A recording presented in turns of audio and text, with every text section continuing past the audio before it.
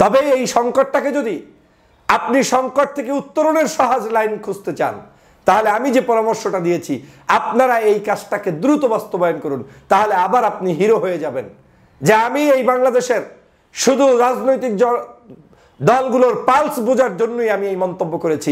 আসেন রাজনৈতিক দলেরা আপনারা সবাই মিলে সিগনেচার করে যান আপনারা কি আওয়ামী লীগকে রাখতে পক্ষে না বিপক্ষে।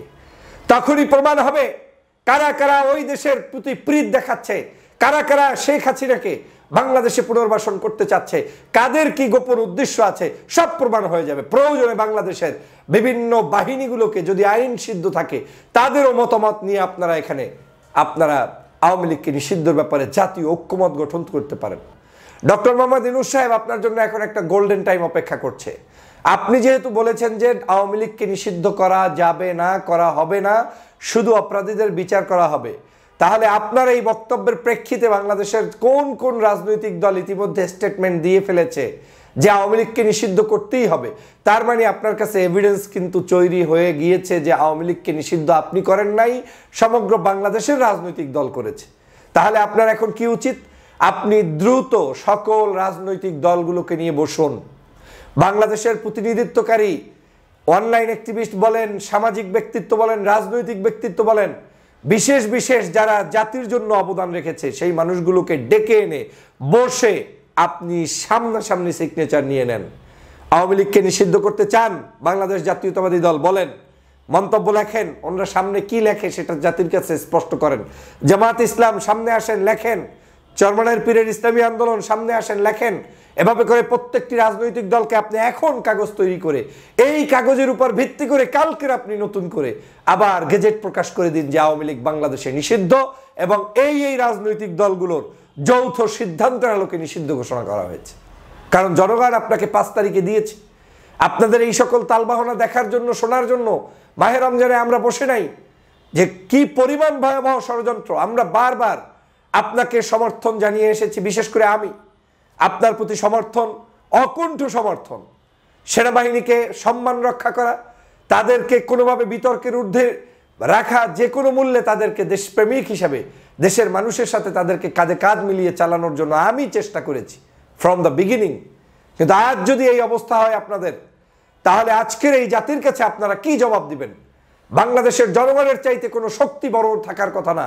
বাংলাদেশের সবচাইতে শক্তিশালী হচ্ছে বাংলার জনগণ। জনগণ 5 তারিখ সিদ্ধান্ত দিয়েছে আওয়ামী লীগের পুনর্বাসন থাকবে না, আওয়ামী লীগ দেশে আসতে পারবে না, আওয়ামী লীগ নামক দল থাকবে না। আপনারা তারপরেও এই দলটাকে ইনিয়ে বিনিয়ে কিনিয়ে এনামে বেনামে সেনামে বিভিন্ন ধরনের চরিত্র অবলম্বন করে তাদেরকে রাখতে চান। এটাই একটা ষড়যন্ত্র। তাদের এখন শুধু স্বপ্ন একটাই, জাতীয় সংসদে ঢুকতে হবে। দেশ থেকে তাদেরকে যে আপনারা বিতাড়িত করে দিয়েছেন, তারা যে পালিয়ে গিয়েছে, সেই পালিয়ে যাওয়াটাকে তারা মেনে নিতে না পেরে আজকে তারা চাচ্ছে যে কোনো ব্যাপারে কামব্যাক করতে। আর কামব্যাকটা কিভাবে করবে?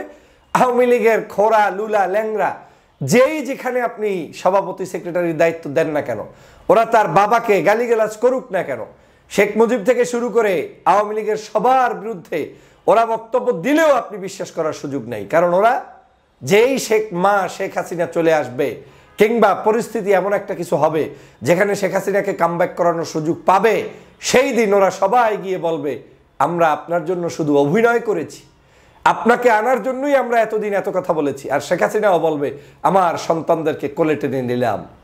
এটা আওয়ামী লীগ।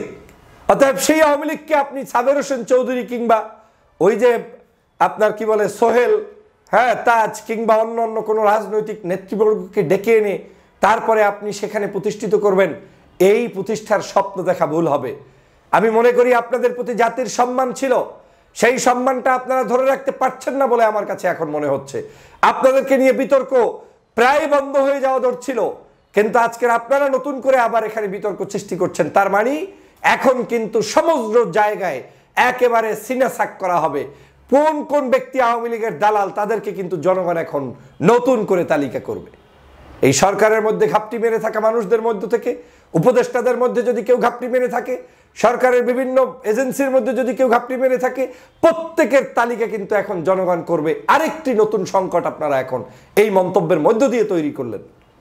তবে এই সংকটটাকে যদি আপনি সংকট থেকে উত্তরণের সহজ লাইন খুঁজতে চান, তাহলে আমি যে পরামর্শটা দিয়েছি আপনারা এই কাজটাকে দ্রুত বাস্তবায়ন করুন, তাহলে আবার আপনি হিরো হয়ে যাবেন যে আমি এই বাংলাদেশের শুধু রাজনৈতিক দলগুলোর পালস বোঝার জন্যই আমি এই মন্তব্য করেছি। আসেন রাজনৈতিক দলেরা আপনারা সবাই মিলে সিগনেচার করে যান আপনারা কি আওয়ামী লীগকে রাখতে পক্ষে না বিপক্ষে। তখনই প্রমাণ হবে কারা কারা ওই দেশের প্রতি প্রীত দেখাচ্ছে, কারা কারা শেখ হাসিনাকে বাংলাদেশে পুনর্বাসন করতে চাচ্ছে, কাদের কি গোপন উদ্দেশ্য আছে, সব প্রমাণ হয়ে যাবে। প্রয়োজনে বাংলাদেশের বিভিন্ন বাহিনীগুলোকে যদি আইন সিদ্ধ থাকে তাদেরও মতামত নিয়ে আপনারা এখানে আপনারা আওয়ামী লীগকে নিষিদ্ধের ব্যাপারে জাতীয় ঐক্যমত গঠন করতে পারেন।